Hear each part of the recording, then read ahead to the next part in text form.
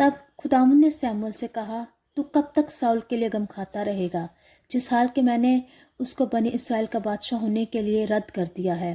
तो अपने सींग में तेल भर और जा, मैं तुझे बैतलहमी यस्सी के पास भेजता हूँ, क्योंकि मैंने उसके बेटों में से एक को बनी इसराइल का बादशाह होने के लिए चुन लिया है, और इसलिए क्योंकि उसका दिल मेरे हजूर बिल्कुल खालिस है।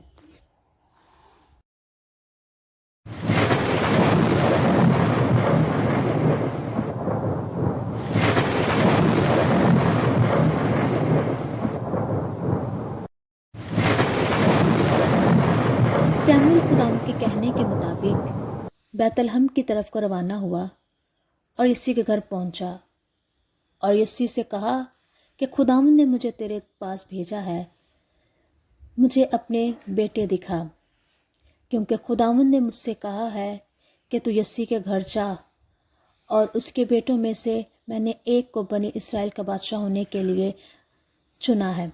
सो यस्सी ने अपने तमाम बेटे सैमुअल को दिखाए, लेकिन खुदावंद के रूह ने सैमुअल से कहा कि इनमें से कोई भी नहीं जिसे मैंने बनी इसराइल का बादशाह होने के लिए मुकर्रर किया है। सो सैमुअल यस्सी से पूछता है कि तेरे और भी बेटे हैं? यस्सी कहता है, हाँ, मेरा एक बेटा और है जो इन सबसे छोटा है, वो भेड़ बकरियां चराता है। सैमुअल ने उसे कहा, उसे बुला। और दाऊद सैमुअल के पास आता है।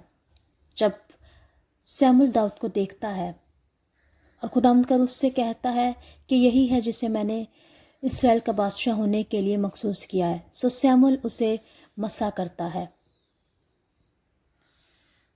उस वक्त से खुदावंद का रूह दाऊद बादशाह से जुदा नहीं होता।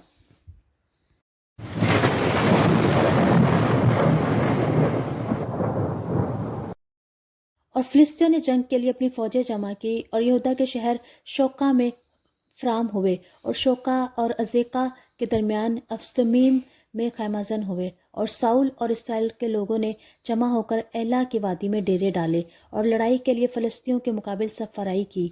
और एक तरफ के पहाड़ पर फिलिस्ती और दूसरी तरफ के पहाड़ पर बनी इसराइल खड़े हुए, और उन दोनों के दरमियान वादी थी।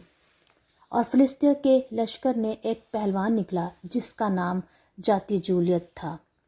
उसका कद 6 हाथ और 1 बालिश था, और उसके सर पर पीतल का खोत था, और वह पीतल ही के ज़र्रा पहने हुए था, जो तोल में 5000 पीतल के मिस्काल के बराबर था।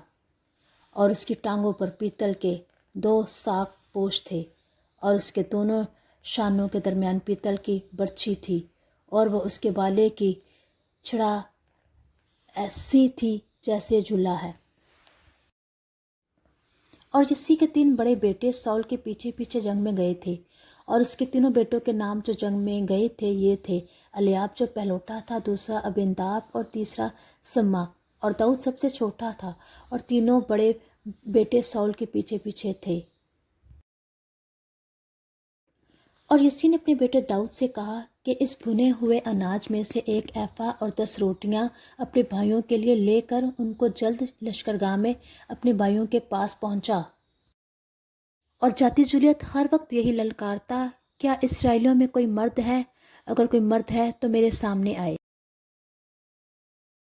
तब दाऊद ने साउल को जवाब दिया कि तेरा खादम अपने बाप की भेड़ बकरियां चराता था, और जब कभी कोई शेर या रीछ आकर झुंड में से कोई बरा उठा ले जाता तो मैं उसके पीछे पीछे जाकर उसे मारता और उसे उसके मुंह से छुड़ा लाता था, और जब वो मुझ पर झपटता तो मैं उसकी दाढ़ी पकड़कर उसे मारता और हलाक कर देता।